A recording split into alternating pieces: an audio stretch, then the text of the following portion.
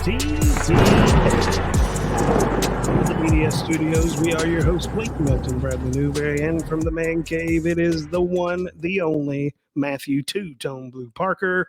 Parker, it's chilly up in Wisconsin right now. It's a little bit, baby, but it's going to heat up when the king gets rolling. Boom. I don't think Green Bay's ready. Absolutely, guys. Thanks for joining us tonight. We're going to talk a little bit of college football playoff rankings. We're going to get into some maybe a little spicy discussion about that. We're also going to have our NFL and our college Pick-6 tonight. But before we get started, go ahead down below. Really helps us out, guys. Really appreciate all your support. Go ahead and click the like and subscribe button down below on YouTube. Give us a rumble and a follow on Rumble. Check us out on all of our social media, Facebook, Instagram, TikTok, and Twitter at DDS Sportstalk. You can also download the audio versions of all these podcasts on your favorite podcasting platform. Newberry, yeah. Tell me more. All right, we're going to start with college top 8. We can discuss some others if you want to, but we're going to have a real big focus on the top 8 here. We'll go through the top 3. I don't think really there's much discussion here. That's kind of going to work itself out with the Ohio State-Michigan game later on. That's actually next week. We've got Georgia at number 1, 10-0. Ohio State, number 2, 10-0. Michigan, number 3, 10-0. And here is where the discussion begins. Mm-hmm. What is your take on the number 4 team in the land, Parker? I mean, it's right. It's correctly picked, in my opinion. I mean, they are undefeated. They're not going to factor in the luck ridiculousness that I'm going to put in there. But I think that one's going to work itself out this weekend, so I'm not too worried about it. But I would agree. This is the top 4 I would have if I was creating this bracket, this list. I would have them as 4th. It is what it is. TCU, do you respect it, or do you just expect it to fall before the end of the year? I think you have to respect any team that has an undefeated record at this point in the year. But I also think that there's a little bit of looking ahead whenever they made this list. They're looking at this and they're saying, yeah, TCU's 10-0.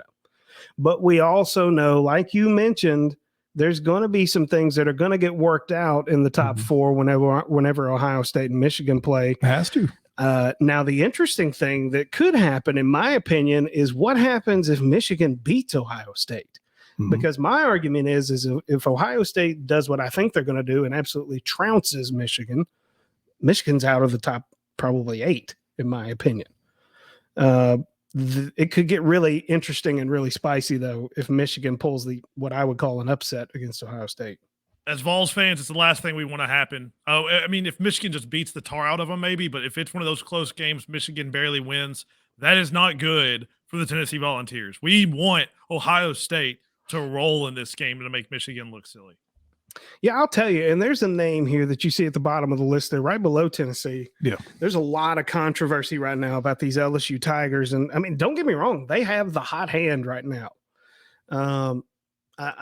For whatever reason, they've become kind of the sexy pick to potentially leapfrog the Vols if they go into Atlanta and win against the Georgia Bulldogs in the SEC championship. I don't know how I feel about that. I have a hard time with a 2-loss team getting in over a 1-loss team. I know exactly how I feel about it, Parker. You can't have a national playoff without the SEC champion. Now, I get it. Whether the SEC title game is right, because we've discussed this off air. We've talked about, look, maybe they would need to consider just having the best 2 teams in any conference. Forget about East, West, North, South. Just have your best 2 teams go and let them duke it out. Unfortunately, you've got a 2-loss LSU team. They snuck in there. They're sneaking in. Is what they're doing. And I'm not saying that they will, but they could. And then they're in the playoffs in my book if they win against Georgia. I mean, I think there's a fair argument to be made there. I don't like it as a Vols fan. No. Because we went down there and absolutely waxed that ass. Yeah, you did. Yeah, you did. But I mean, it's hard to argue against. We can't have a college football playoff without. I want to hear the logic. Go ahead. So a couple of things that are interesting. We mentioned this at the beginning of the year. This is a real possibility, y'all. Michigan loses to Ohio State badly. LSU beats Georgia. There's 3 SEC teams in the national championship playoffs. It's Tennessee, Georgia, and LSU. All three of them. If TCU also loses, maybe this weekend to Baylor, whoever down the line, that's becoming a real clear possibility. And I don't like it either. I don't like the idea of somebody that lost at home by 4 touchdowns getting in over a team that's lost one game. And I listen to a lot of national people, and they say there's no chance LSU jumps Tennessee. And I'm sitting here telling you, it's going to happen. They're going to jump Tennessee. Yeah. They are one spot, because this is supposed to be up to this. What have you done lately, right? Not what we think you're going to be doing. They're one spot behind Tennessee right now, and you're telling me Tennessee that would win South Carolina and Vandy, and this other team would go undefeated and then win the SEC championship against an undefeated Georgia wouldn't jump one spot? I think it's I hear these people say there's no chance it happened. I think they're crazy. I think it's a 75% chance it would happen, although I don't know that they can beat Georgia. I don't either, but I mean, it would be very interesting, exactly what you said, but the committee would never do it, obviously, in my opinion. LSU beats Georgia, Ohio State waxes Michigan, Michigan falls out of the top. Then does LSU leapfrog Tennessee and TCU and go up to 3? Then you have to figure out whether you want TCU or Tennessee in that 4 spot. If they stay undefeated, you got to take TCU. But if they lose, I'm telling you, man, we're looking at an Alabama, thank God, a Georgia, LSU, Tennessee final, which is crazy because I'm just looking at it. They're on the list. I mean, USC is not jumping. Alabama. I mean, they have Alabama over Clemson, and Alabama's lost 2 games and could have lost more than that. Well, you mentioned USC, and they are just a little bit farther down this list in the 7 spot with one loss, right above Alabama. Me and Brad have been talking about this a lot. I just know this freaking committee is going to find a reason for a 1-loss USC team to find their way into this playoff somehow. I just don't have any faith that they would show any restraint. You know what? I think we're not going to have to worry about that. We can get into the podcast here in a little bit, and we can say why that's going to happen. I don't know if you can scroll down on that, but the team that should be the most angry about this whole thing, I believe they're ranked. No, fifth. Go to 13. Where 13 is North Carolina. Now look, I wrote right here. It's like you read my damn notes right here. I put 9-1 Clemson ? 9-1 North Carolina ? I wanted to call them out too. What do you think? I mean, I think Clemson is fraudulent, so I think they're ranked too high. They're going to play each other. I know they are. I think that North Carolina will whip that ass potentially. I think North Carolina might be the real deal, folks. They stumbled into a quarterback, and I don't understand. I still think it's CJ Stroud. I've been saying that since the summer, but I don't understand why the Heisman isn't Drake May, quarterback for UNC. 3,400 yards, 34 touchdowns, and 3 interceptions. I mean, it's psychotic. Like, why are we not talking about this guy as being the favorite? I don't understand. I wanted to say I told you so, but that was a lucky guess in the ACC Coastal. Take it. No, take it. I was like, why not? Give me some Mac Brown. But congratulations to North Carolina with that. Overall, we love chaos. That's what the ranking systems are for. They really still don't mean much at this time because there's a lot of football to be played. Sure. I'll tell you why Ohio State or Michigan falls out of this if they lose, because Tennessee, all the SEC teams, if you add up the teams that they've played against, they're all like, won like 75% of their games. With Ohio State and Michigan, if you total up their win-loss record of the teams they've played, they're not even at 500. Yeah, the strength of record and strength of schedule is just not even comparing. There's no comparison. There's really not. Totally agree. Damn rankings. Again, are they worth a damn? Tell us what you think about the rankings down there in the comments below. What do you think? Did they get it right this time? I don't know if they got it right or if it even really matters right now. I'm going with the sit back and wait. Let's watch some more football. We still got time. Speaking of watching college football, let's go to our college Pick-6.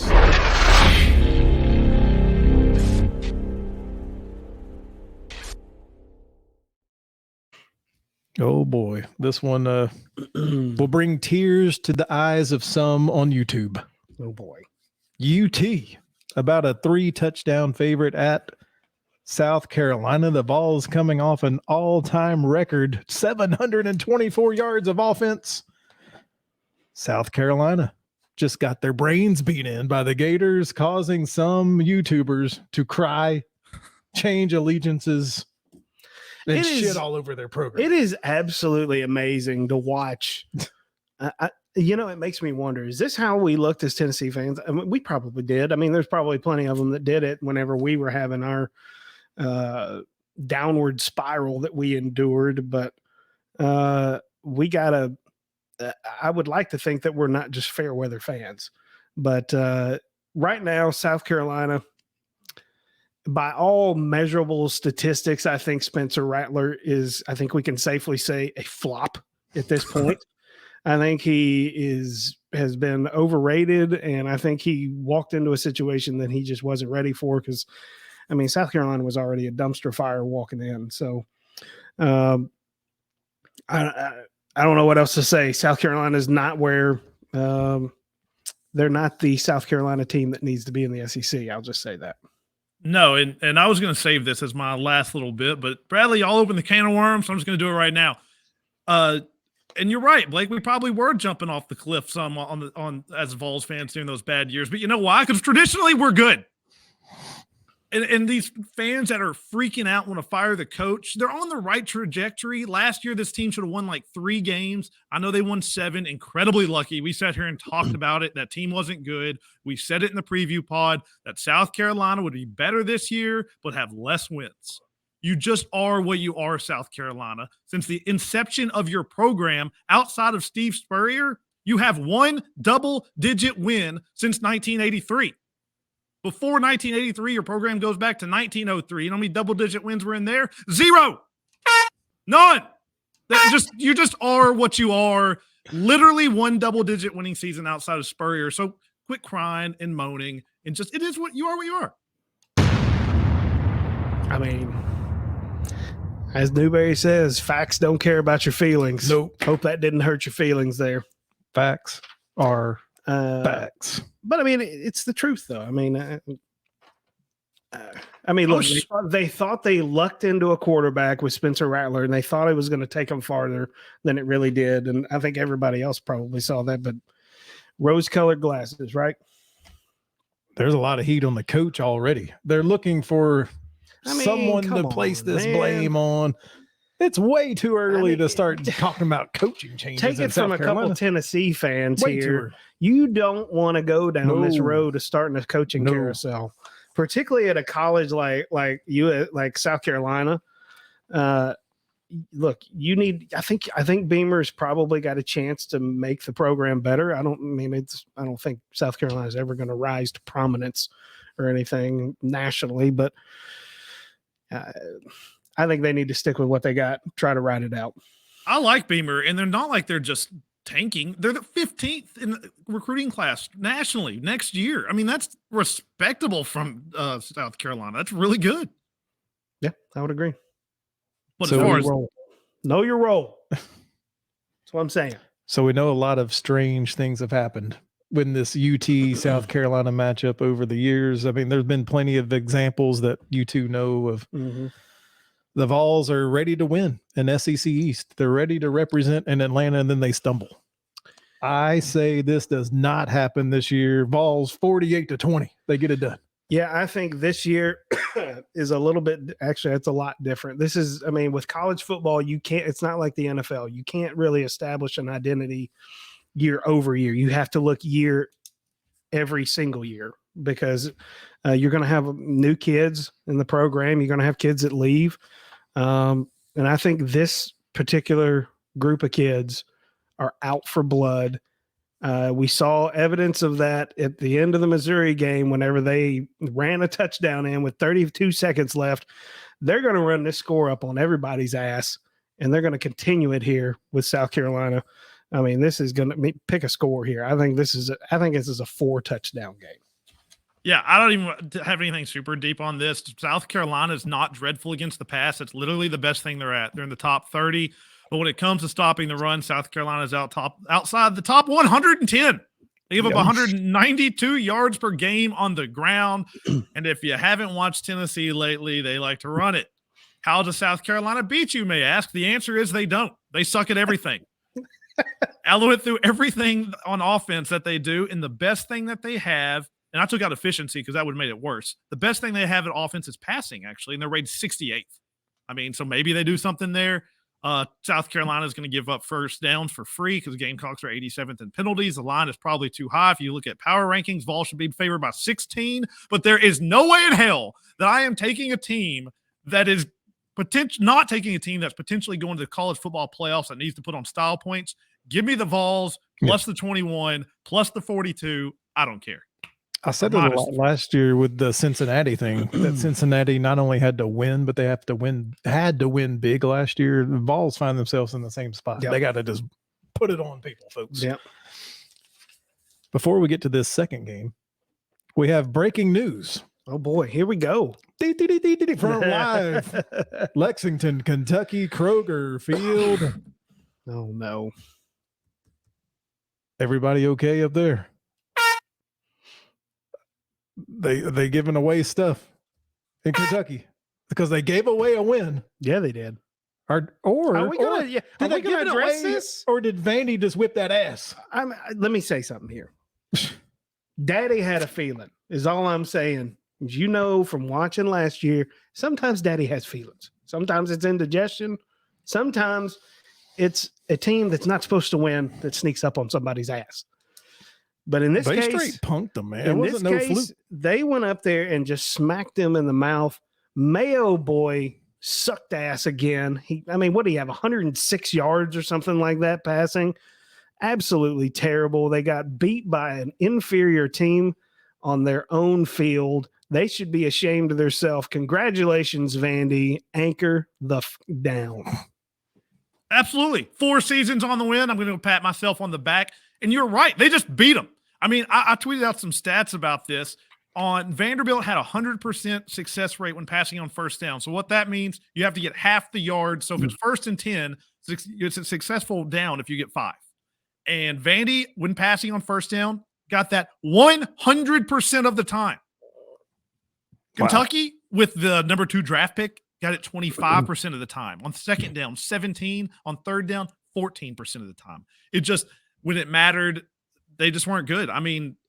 They just beat them. They just beat Kentucky. Chris Rodriguez stands out as a stud, but everything else was blah. I don't think he gets enough credit for what he does for that team. For whatever reason, Levis seems to be getting all of the attention, and I don't want to hear any more of it. I will hear no more of this Kentucky bullshit, all right, because that's exactly what it is. It's just absolute bullshit to have to listen to.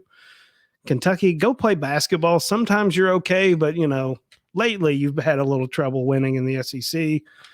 But I don't know. I don't see Will Levis in his draft. I don't see why he has his standing in the draft at the moment. I don't get it. Because the Colts like him. Yeah, well, the Colts can take him. No, yeah, absolutely have them. But Bradley, looking at this game that they have coming up, this Vandy team is less of an underdog against Florida than they were Kentucky. So you'd be scared, right? Florida at Vandy, you're only laying 2 touchdowns here, 14 points. What does that say, man? We're talking about a Kentucky team that some thought, how dare you predict 6 wins? How dare you only predict 8 wins? This is a bowl championship type team, my ass. Look, we have all been there, particularly me and Parker, I'm sure, have been there where we just, it's always next year. Oh, we're going to be good. Yeah. We're going to get them this year. Look, you got to be logical here. We try to look through pretty logical lenses when we look at these games, when we look at teams for our preview shows. I don't mean to say I told you so, but I told you so.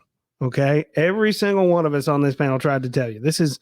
I don't know where the 10-win stuff came from for Vandy. Not Vandy, Kentucky. But we weren't even disrespecting them with our picks. We were just giving an educated guess of where they might fall.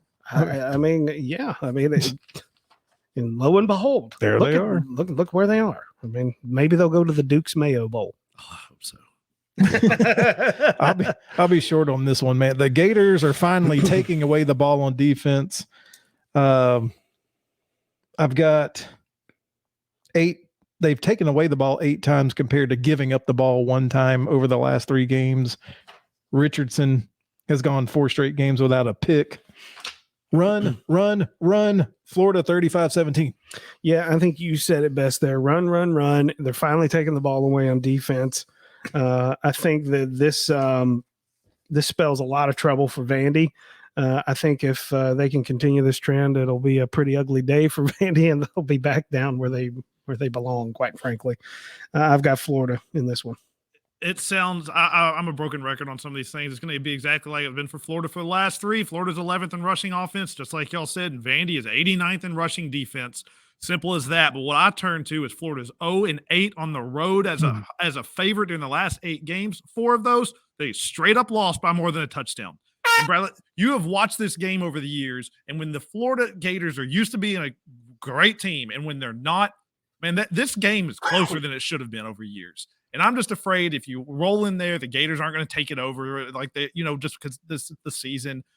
Do they quit? I don't know. And I just know that Vandy can actually kind of run the ball. They're not amazing. So they can do that against Florida. I think they're playing super hard for this coach. And just with a lot of running, I think it's going to tick-tock the clock. Give me the points and give me Vandy. Woo! Okay. I can see it. Come on. I think something to watch out for. What do I say about the NFL all the time too? Is disciplined pass rush. If I see a bunch of flying Florida Gator linebackers, that quarterback can sneak out the back door and get a quick 20 for Vandy. Yeah. Disciplined pass rush. Dude, it's also weird. They haven't been able to pass the ball all year until Kentucky last week. That's how they won. The quarterback, I mean, he was good. I don't know where it came from, if he found something or that was an anomaly and it's just going to go back in the tank again. But last week, he could actually throw the ball. I'll tell you, I mean, we don't have that many games left in the season, but it's going to be interesting. I think how this game goes is going to be kind of telling on the future of the Florida Gators and how they go into the offseason with recruiting. They got to that magical 6 wins. Yeah, Mark. We'll see. Yeah. They need to add another one without a doubt right here. I know. I would argue 6 wins doesn't mean anything. Nah, anymore. Not hardly. It just anymore. Doesn't. No. B1G time. We didn't really find much sexy here, so we're going with Illinois at Michigan. Michigan about an 18-point favorite. It is a noon kickoff, 11 Central in Ann Arbor. Of course, Michigan. Are they in a little look ahead spot here? We'll discuss. I don't know. Illinois has lost back-to-back games. Can they hang here, Parker? Not only do they lose back-to-back games, they lost back-to-back games both as a favorite. Mm-hmm. Brett Bielema in his second year has it going in the right direction. The key on this, man, these defenses, they both hold their opposing offenses to 12 points a game, which is, I mean, what take the under, right? First time Michigan's been 10-0 against Harbaugh, and the thing that everyone's going to talk about in this game is Blake Corum, the running back for Michigan, as they should. He's fantastic. He's run for more than 1,300 yards. That's 4th in the country and 17 touchdowns. But guess what, y'all? Chase Brown for Illinois is 1st in college football with more than 1,400 yards. So they have got another – he got hurt last week, so we're hoping he plays this game. But they haven't seen anybody elite like this, and the running game of Illinois and their defense could keep them in this game. Yeah, I totally agree. I think, is this a look ahead spot? Yeah, maybe. What'd you say, 18? 18. Nah, that's too much for me. I'm going with the Illini. I'll tell you why. Boring game. I'm going Illinois loses by 10, but they cover. Yeah, same thing. I'll tell you right now, if this game is close, Michigan's going to cover. Because Harbaugh, when it's close, I'm not kidding you, last week, he didn't have to do anything. Could have needed it. He kicked a field goal to cover by a point. I'm just telling you, he knows. Coach that looking at the spread. Let's get my backers, because everybody, if all your boosters bet on you, right? Like, so let's make them happy. This total is 40.5 and the line's 18.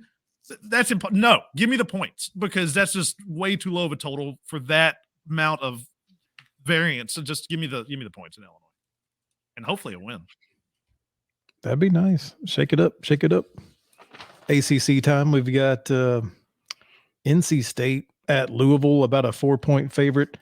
Both teams coming off of losses last week. Which of these two teams is more likely to rebound is what I wrote. What about Malik? Is he okay? Right shoulder okay? I got don't the know. same. I haven't heard. Have you heard anything, Parker? I think they were on the way to covering against Clemson last week until he went out. Yeah, and we talked about that and it's the same thing here. We don't know. We it's college football. They keep these things under wraps. I got a whole thing I wrote about this, but it just doesn't matter. Like I'll just straight say it: if Malik plays, they cover. If Malik plays, they win by 7. If not, they just lose the game. So that's pretty much all I got to it. I'm literally leaning that he plays, and so I was taking Louisville with this minus the points, but it is completely on that. Yeah, I'm looking at what's the number again? 4 for NC State. I'll give you Louisville minus 4. Favorite. Louisville's 4-point favorite. Yep. And think about this: the NC State offense doesn't match up well with Louisville's defense because NC State, right? We had high hopes for them, but all their guys got hurt. They've got freshman MJ Morris back there. Look for him to be on his back because Louisville is second in the nation in sacks. So, I mean, welcome to the college football freshman. And I wrote down, Blake, if you're going back and forth between them two, I wrote down North Carolina State's loss to Boston College last week. It was terrible. Killer.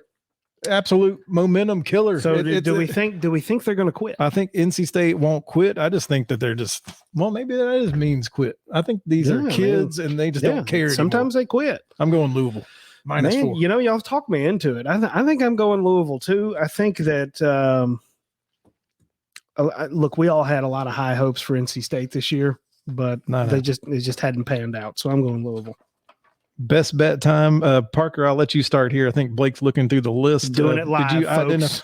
identify something that you love, and maybe you've already hinted at it this week? Well, actually, I've got one here. I've shifted a couple of things around, and I'm going to go with something I texted you about. And last week I told you to take a certain Service Academy over Notre Dame, and they easily covered. And the reason I said that is because one thing, this spot right here, I want Navy plus 17 against UCF, so you can write that down. And this could be a sandwich spot for Central Florida. They got a big game next week. But the big reason is this is kind of like my Tomlin spot. When a Service Academy is catching more than 2 touchdowns, it's just an automatic. They are 41-22 against the spread. So, hey, if it's above 14, take the Service Academy. Hey, while you're looking, Blake, I'll throw this out there. The over-under for the Iowa-Minnesota game is 31 points. I was looking at the Iowa game. Talk about run in that game. Boy, the Minnesota backs love to run too. Dude, it's the lowest total between 2 FBS teams in more than 20 years. I'll throw mine out there while you're finishing up. I'm going to go ACC. I'm looking at Wake and Sam Hartman to absolutely blast Syracuse. Give me Wake 30-17, and they cover the 10-point spread. All right, I've got 3 games written down here that I have identified as possible seismic activity within Daddy's chest cavity. It could be angina. It could be indigestion. My God, it could just be, I don't know, the hot dog I ate earlier. But, all right, best bet. We're going to start here with best bet. Mm-hmm. We all are really disappointed in how Jimbo Fisher has done this year. This weekend, they are a 33.5-point favorite over UMass. I predict they will continue to disappoint. They will not cover this. I'm not really sure they can fucking cover. I don't think they can score 34 points. So you're thinking 27-2. I'm going UMass will cover. Or excuse me, I'll take UMass. UMass plus whatever point. Plus 33.5. UMass 33.5. You suck. UMass is we talked about UMass earlier. Yeah, we have. By the way, just to let you know, the overall record for Texas A&M in covering games this year is 3-6-1. Whoa. There you go. This is the fun. I'll let you start. Maybe you're ready for a little underdoggy dog. Did you find a dog? I got 2 games written down here. Oh, he's going to have to pick. One of them could shake the foundation of the college football playoff picture. He didn't pick mine then. One of them could just shake the B1G up. I think I need y'all to go because I got to put a little thought into this one here. Now I'll go because mine doesn't matter. It's not a Both of very mine sexy matter. game here. I'm looking at Texas Tech at Iowa State. Iowa State has lost 6 of the last 7. Give me Texas Tech just because. That's all I got. I didn't even see that one. I like that.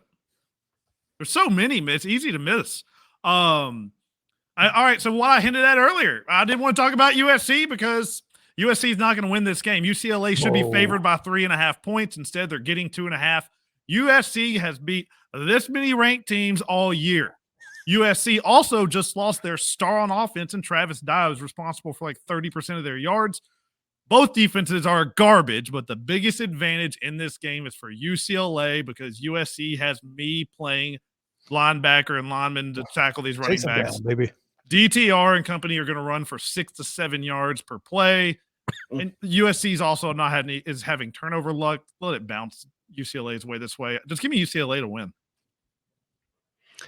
Chip Kelly. Yeah. All right, here we go. You shaking it up? Everybody hold on tight.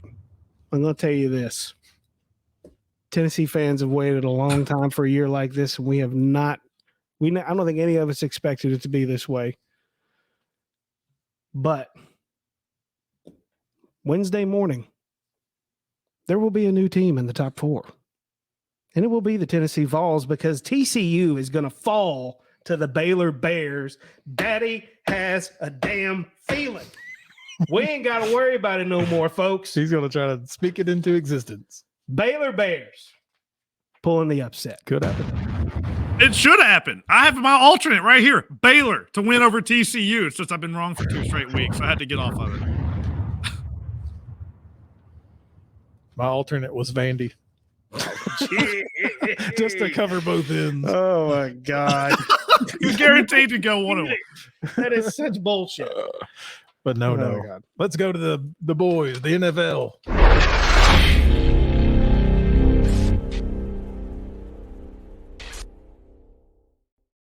We are Let's so go to full of shit. The paid professionals. Oh, my God. Here we go.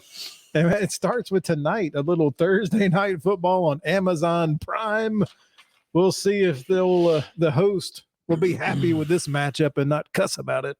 Live on air, Al Michaels. Jeez. We've got I didn't write much here, man, because I'll let you two talk about your feelings on injuries, your feelings on the quarterback, your feeling on your wide receivers. But I wrote this, and I know I'm premature, but I wrote, look, the Titans run the ball. Green Bay struggles to stop the run. Give me the Titans +3. Now talk about injuries if you want, quarterback, whatever you got on your mind. So this has kind of all the makings for me for a team for a game for the Titans to go in and make this game ugly. If they can get in there and make this ugly, make this dirty, I think the Titans got this. 3 points? Nah. Titans all the way. Here we go. Outright win. Not only if they make this, that's their game. They should make it dirty. Let's hope they do. And Bradley, you're right. Because everyone thought it was time for the king to feast weeks ago. Because the Titans have the 5th hardest strength of schedule remaining for wide receiver matchups in all the NFL. However, they have the 3rd easiest for running backs. And that starts against the Packers, who have allowed the most rushing yards in the NFL since week 4, over 150 a game. Also, Bradley's going to like this one, is a battle of the trends. Rodgers at home as a favorite of less than 7 is 32-11 against the spread. However, Vrabel is 19-7 against the spread as an underdog. And you mentioned injuries, and there are tons of them. We are going to need this mini bye week that we're coming off after this game, win or lose, because Randy Bullock's out, Bud Dupree's out, Amani Hooker's out, Big Jeff, Elijah Molden are both questionables. We got Lambo in there kicking for us. Yes, I was about to say it. Josh Lambo is back, and he has dropped his lawsuit against the Jags. He needs to just go straight after Urban Meyer. Oh, no. He got dismissed. I've read about this. He got dismissed Yes. because of how he filed it, but he's going to file it again. And he did it under a whistleblower lawsuit, and they're like, "Oh, you did it under the wrong thing. You got to refile this." Sorry, Lambo. Just kick the ball. Hey, my theory of why they picked up Lambo for this, you know where Lambo's from? He's from Michigan. So I'm just thinking like, they're like, all right, cold, wind. And Lambeau Field tonight. Yes! Oh. And his name, yes, it's all perfect. Walk-off field goal? Do it. Walk-off field goal? Really? I just need you to lose by 3. I don't give a damn. Yes, we're going to win this game. And the reason that we're going to win this game is because the Titans are going to get to Rodgers. I'm tired of hearing about Dallas's defensive line. I'm tired of hearing about the Bills' defensive line. The Titans lead the league in pressures at 214 and only blitz at 14% of the time. To put that in perspective, the next closest in pressures is 19 lower. The Dolphins at 195, and the Dolphins have played an extra game. The Titans had a week off. I'm just telling you. Rodgers may not have time to pass it, and Titans likely ended Frank Wright. Tom Brady and Foxborough, we're known for knocking off games that we shouldn't win. Let's kill this Packers team, because if we win this game, it's over. I wish I had the Elmo fire emoji right now. Tennessee, there may be some Elmo fire after this next game we talk about, because it's looking at your household. We're going to Dallas at Minnesota. So Minnesota, they go to Buffalo, right? Everybody sees them win this entertaining game, a game pleasurable for the eyes. They somehow get this fumble snap from Josh Allen at the goal line and miraculously win this game. I've been saying Minnesota's fraudulent all year, and I'm not backing off of that. Parker, what are your thoughts before I give my pick? We sat here and talked about had luck ratings about how they were in the top 2. This is what it's like to have a horseshoe up your butt these last few games. I mean, it happened. It just is what it is. If you go by Football Outsiders, which a lot of people use their metrics, it takes all this stuff into efficiency. Minnesota is 16th in the league. Dallas is 4th, and this is a pretty well-known stat that a lot of people uses. So you're right. They're a little bit of a paper tiger, and this Dallas D-line should get back to looking like something special, because Minnesota, when it comes to giving up pressures, they're one of the worst. And I'm just going to sit here and say the key to this game is Minnesota's left tackle. He is the best left tackle in all of football, and he is likely out for this game, and Parsons is going to feast. I wrote down my quick thought was Dallas D-line gets pressure. The Vikings don't. Give me Dallas -1. Yeah, I think this is where the little honeymoon period comes to an end here. I'm going Dallas, and I don't want to have to sleep on the couch tonight. Hey, and Vikings have also just won magical back-to-back road games, right? Like, this is a letdown spot. If we were not picking this game, this would be my best bet. Give me Dallas. All right. We're looking at the Sunday night game now. Kansas City at the Chargers. Parker talked about it in an AFC West preview pod. The nation was going to have to look at a lot of AFC West teams, games. Here's another one. We get to see Mahomes again. It feels like we see him every week. Herbert, his wide receivers are questionable again as we're recording this on a Thursday night. I guess he's going to let Eckler run. He's going to throw the ball to Eckler. He's going to throw it to McKitty. My wife loves his name. Little tight end. But I don't know. I mean, both quarterbacks' arms might fall off here. I think we might have somewhere in the neighborhood of 120 to 130 passes thrown this game. We need to look at those props, little passing props. I mean, there's going to be some attempts. Yeah, I mean, but I look at that. It's hard for me not to pick KC here. Okay, I just feel like the Chargers they're just not ready to get over that hump yet. I hear Parker in my head saying, "Look, it's a divisional game. Take the points." So I'm taking the points. I'm going with the underdog here to cover. Well, I'm not even. I'll skip that line because my other ones are Mike Williams, Keenan Allen. I just got the alert like 30 seconds ago. They both were limited participants in practice today, and everyone's talking about those as they should. But we need to look at the other side of the ball. McCole Hardman out for the Chiefs. Correct. Juju out. MVS probably out as well. I mean, They got a Kadarius Toney running around back there, and that's about it. I'm not going to go into the matchups unless you have a specific question, because to me, it's about the number. It's about the divisional game. This is when you fade Mahomes. When he is a favorite of more than a field goal, he is 28-31 against the spread. They give him too many points because he's so good. Earlier this year, try to wrap your head around this number for me. Earlier this year, the Chargers were plus 3.5 in Kansas City. Now they're getting more than that at home. They were just getting 7 on the road without any receivers. I just don't get the line. Justin Herbert has covered every single game in his career when he has a dog by 5 or more, and I don't think the Chiefs are as good as we think they are, and the line is just too high. Give me the Chargers in some wild game that they win at the end, but with a Hail Mary from Justin Herbert.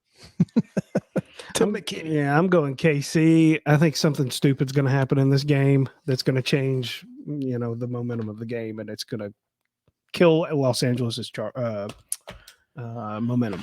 So that's what I'm going with. With no Jags games, we're going to go with two best bets. I'm going to start with a team coming off the bye, Harbaugh, getting to play at home against a new quarterback from Carolina. Have you heard? Tell me more. Back again. It's Baker Mayfield coming back to trying to play against Baltimore. Baltimore's defense is pretty stingy. I'm going to go Baltimore minus 12 as one of my best bets. I saw that and we were doing our picks. I was like, Baltimore for 1. Like, I was terrified. No, I feel very good about that. We have 2 of these, obviously, and I know the smart way on these props is to go under, but again, unless it's something just obvious like that Zeke play, I can't do it. It's just no fun to hope a guy's terrible. But this one tonight feels stupid, and I'm going to Thursday Night Football, fellas. We're going to go back to the king. Derrick Henry is used in the receiving game now. People have been watching this. Like, he actually is targeted 3 or 4 times a game. His over-under for receiving yards in tonight's games is 11.5. He's gone over that in 5 of 9 games, and of 2 of those 4, it didn't make sense for him to even pass. So really there was 2 of them that he didn't get that. This is something that they target him with that little dump off pass. I just don't see how he doesn't get 11. Henry, 12 yards receiving. All right. Doing it live, He's folks. been scanning high and low. Doing it live. And low. Doing it live. I'm looking at a couple games here. And this is what I'm going to go with. This is what I'm going to go with. You know what? No, I'm not. I'm going back to the other one because I may switch that up. I'm going with this Bengals-Pittsburgh game here. I'm looking at it. So Pittsburgh is +4 at the moment. I'm going to bet on Tom. They've got a great record with TJ Watt. They proved it again last week. I'm going with Tomlin here. I'm going with Tomlin. Going Pittsburgh +4. It only took me 11 weeks to get you on the train on this one. No, you got it now, man. You got me. Well, since we have 2 best bets, I'm going to go to a prop. And this will hit the household a little bit here. But my fantasy wide receiver, his over-under for receiving yards is 94.5. Give me the over. I think it's another 100-yard day for Justin Jefferson receiving yards. Dude, he just took over that game last week. It was incredible. Now, got to get time to throw the ball. Cousins. I don't know, man. That Dallas defensive line is going to eat on Sunday. They are, but he's one of those guys that you can't take him out of the game script. Like, you're going to be getting crushed and Cousins is going to flip it up to him. Like, and he's good enough to make something into it. So anytime him over 90-something yards is probably a smart play. Since we picked that Dallas game, I just want to say how much I like that. That would be here if we didn't do that. But I'm going to go with a second prop, and that is going to be with Paris with 2 R's Campbell. We've got Matt Ryan back in the saddle there. I don't know, but this guy, man, they throw that ball like 40, 50 times a game when he's there, and he loves Paris Campbell.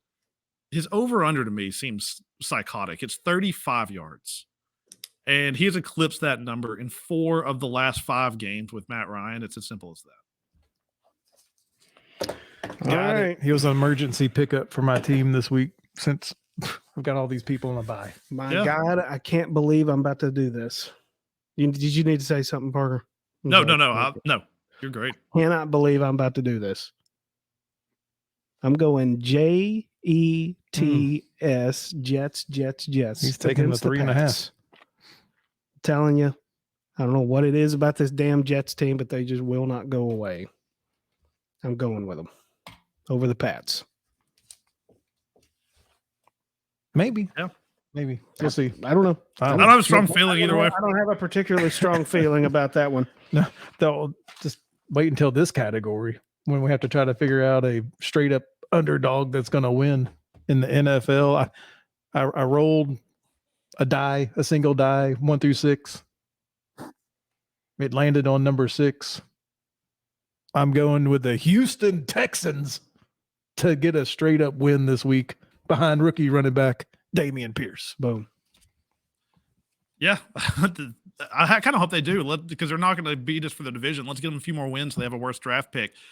And hey, Blake, I'm just going to tell you, man, I'm just going to keep following. I've done this like 4 times this year, and it's hit every single time. The Steelers are at home as underdogs. And on top of that, it's against the Bungles. Tomlin has been an underdog to the Bengals 9 times, and he is straight 7-2. There it is. 7-2. Tomlin is 21-10 against the spread versus the Bengals. And as a home dog in general, Tomlin is now 14-3 against the spread and 13-4 straight up.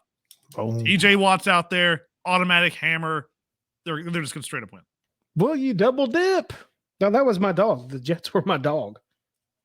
I let us off. I said that Pitt was my best bet. No, you have 2 best bets this week. Oh, I didn't know that. All right, I get another one. I had another one. Where is it? I put the Jets as a best bet, unless you want the Jets as your dog.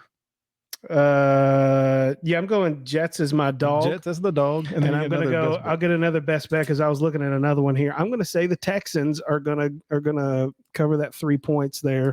Houston. So I'm going Houston +3 for my other best bet. Are you just picking on the Commanders here? I am. I hate the Commanders. I think they're pieces of shit. They got the big win, Parker, against Philly, but Philly was going to lose at some point, right? I was hoping that they'd get to us undefeated. I really was. Nah, fuck it. They're not there. You were talking about a team that's not as good as they look.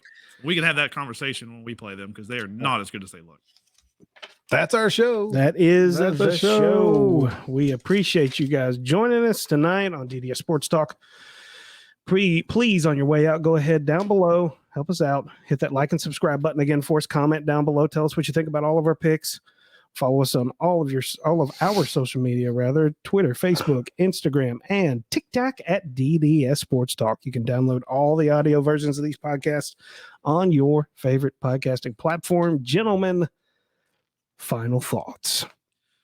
Well, since I went South Carolina at the beginning, I'll just have to pivot. You just laid it out for me perfect, Bradley. Let's go to Philly and our good boy A.J. Brown with the best thing that happened on Twitter. Yeah, as a poet, but this one's just going to be a stupid observation by him that he should have kept his mouth shut. A few weeks ago, he's watching the Titans, and he tweeted out about how the receivers can't get any separation. Well, against Washington, the team you just brought up, he went 1 for 7. And Titans fans and other people outside of that trending on Twitter, lit him up. And let me just tell you, Mr. AJ, I delete all my tweets, went back to found that one, and it's gone. So it's absolutely phenomenal. It's in his head. It is in his head. I'm telling you, when it starts going bad up there, it's going to get bad. I've got 2, if you don't mind. Go for it. Both of these were too fun. Everyone loves snow and football. Adam Schefter tweeted, forecast calling for snow totals 3 to 6 feet in Buffalo on Sunday, including a possible thunder snow. That would be great. A thunder snow. That'd be great. Well, they just shifted that game. Did they?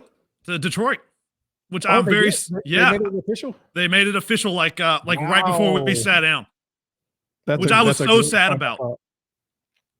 That's incredible. That's a great final thought. Okay, then my other one was Brandon. The Raiders will not fire Josh McDaniels, and it is financial. They don't have the money to fire him. The team is, quote, cash poor and can't afford to fire McDaniels and then pay another coach. He will be the coach the rest of the year and next year. So enjoy your coach. Absolutely. My final thought is about the University of Virginia football players that got shot. Wanted to let everybody know that we are keeping you in our thoughts and prayers. Keep it real out there, guys. Keep it safe. Don't do anything stupid like this. Anyways, DDS Sports Talk thinking about you for sure. But as always, two-tone blue all the way. Tonight. You guys be well.